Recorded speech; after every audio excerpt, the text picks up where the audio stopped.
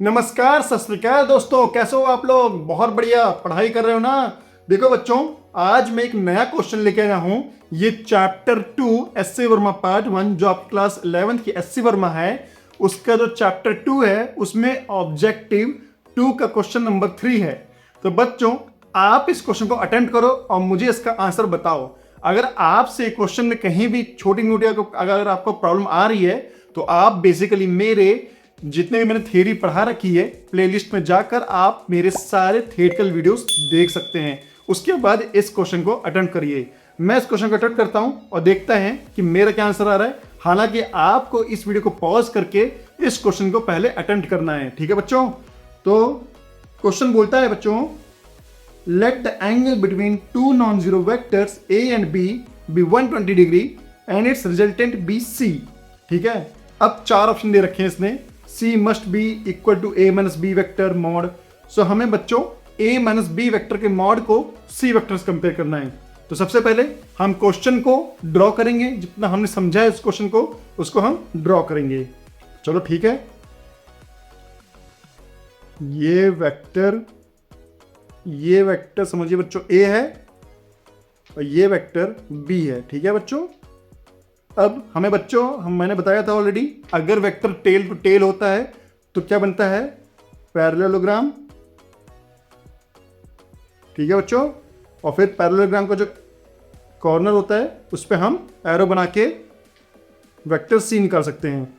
सो यहां से C vector है बच्चों A vector plus B vector, लेकिन हमें A माइनस बी वेक्टर की वैल्यू निकालनी है और A माइनस बी वेक्टर की वैल्यू को C वेक्टर से कंपेयर करना है, ठीक है बच्चों। सो ठीक है, चलो अब A माइनस बी बनाते हैं।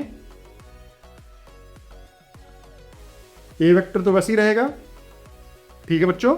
और इस बार B वेक्टर चूंकि मैग्नीट्यूड सेम है, डायरेक्शन चेंज है बेसिकली, क्योंकि माइनस बी वेक्टर हो गया है। तो अब ये क्या बन जाएगा, a माइनस ये बन गया है a माइनस बी वेक्टर, ठीक है बच्चों।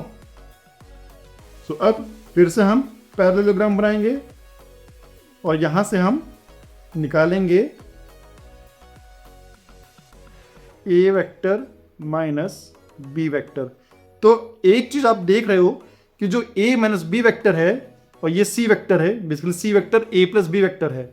सो a minus b vector a plus b या फिर c वेक्टर से बड़ा है। मतलब c वेक्टर मुझे साफ साफ दिख रहा है मेरे डायग्राम से कि c vector a minus b vector से छोटा है। तो मुझे ऐसा लगता है कि आंसर b होना चाहिए। तो क्या इसको मार्क कर देना चाहिए? हाँ, मैं बिना देखे बिना सोचूं इसको मार्क कर दूं, ठीक है। अगर आप IIT में हो, अगर आप कॉन्फिडेंट हो, आपके पास टाइम कम है, तो आप b मार्क करके आगे बढ़ सकते हो। हालांकि ये मल्टीपल चॉइस टाइप क्वेश्चन है, लेकिन अब हमें ये भी देखना है कि भाई कभी दूसरे ऑप्शन तो सही नहीं हो सकते हैं क्या, मतलब दूसरे ऑप्शन भी चेक करना बहुत जरूरी है। ये क्या है, मल्टीपल चॉइस टाइप क्वेश्चन है, more than one option may be correct.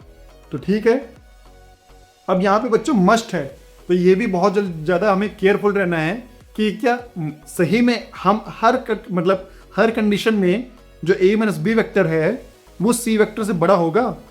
चलो इसको एक बार परखते हैं, समझने की कोशिश करते हैं कि ये क्या है।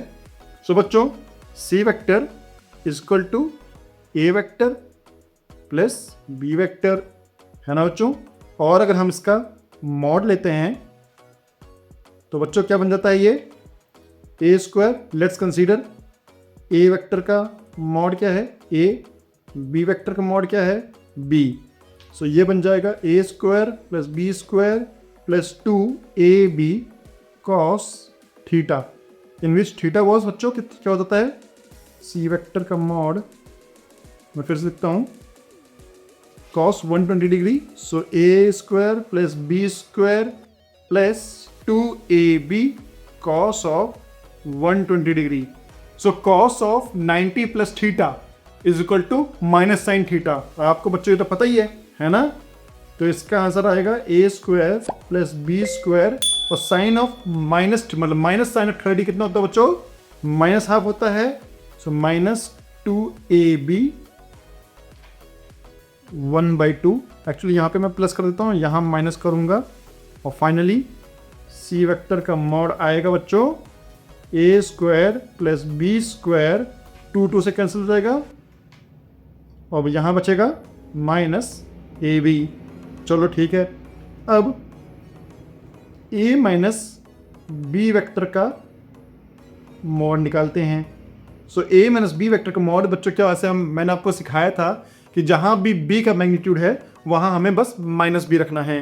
ठीक है बच्चों, सो इसका फॉर्मूला बनेगा a square plus minus B का whole square plus 2 times a multiply by minus b cos of 120 degree.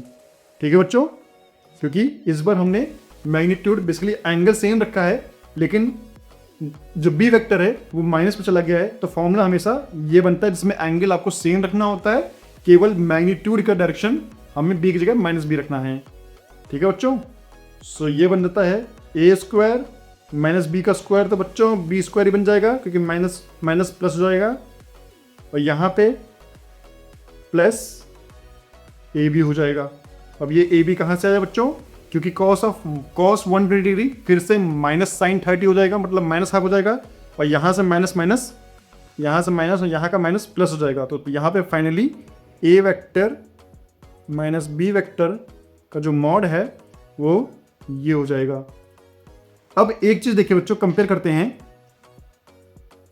C vector मतलब A square plus B square minus A B, हमें पता है बच्चों हमेशा किसी भी कंडीशन में लेस रहेगा A square plus B square plus A B से, क्योंकि ये प्लस में है और ये माइनस में है, तो हमेशा ये कम में रहेगा। ठीक है बच्चों, और ये क्या है बच्चों, माइनस ए बी क्या है, ये है माइनस ए बी है। बेसिकली बच्चों ये a vector minus b vector का मॉड है is always less than a vector plus b vector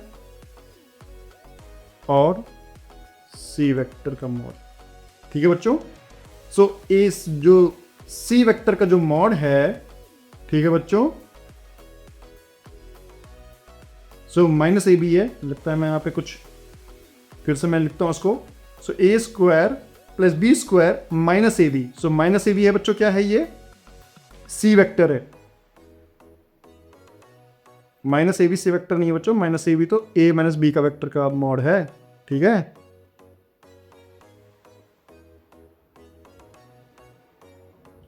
so यहां पे मैं फिर से लिखता हूं, ये है A square plus plus 2 A B cos theta है, तो ये है बच्चों, ये है सी वेक्टर। ठीक है, मैं फिर से कलर चेंज कर लेता हूं, ये फिर से मैं सही कह रहे थे आप, सी वेक्टर का मॉड है ये, जो कि ए प्लस बी का वेक्टर है। सो ए प्लस बी का वेक्टर, सो ये है a plus b, so a plus b ये है सी वेक्टर का mod is always less than, ये है ए माइनस बी वेक्टर का मॉड। ठीक है बच्चों, सो सी वेक्टर का mod is always less than A minus b vector का मॉड। सो इसमें से ऑप्शन कौन सा मिल रहा है हमें, कौन सा ऑप्शन है बच्चों, ऑप्शन बी। ठीक है, C must be less than A minus B, so C क्या है, मतलब सी वेक्टर का मॉड सी हो गया। तो अगर आपको ये क्वेश्चन समझ में आया है, अगर आप इस क्वेश्चन को अच्छे से बिना कहीं से मतलब देखे अगर आप इसको कर पाए हो, तो आप बहुत सही डायरेक्शन जा रहे हो, आपका IIT निकलना तय है। अगर आपको ये वीडियो पसंद आया है तो वीडियो को लाइक करें, चैनल को सब्सक्राइब करें, और मिलते हैं नेक्स्ट वीडियो में। तब तक के लिए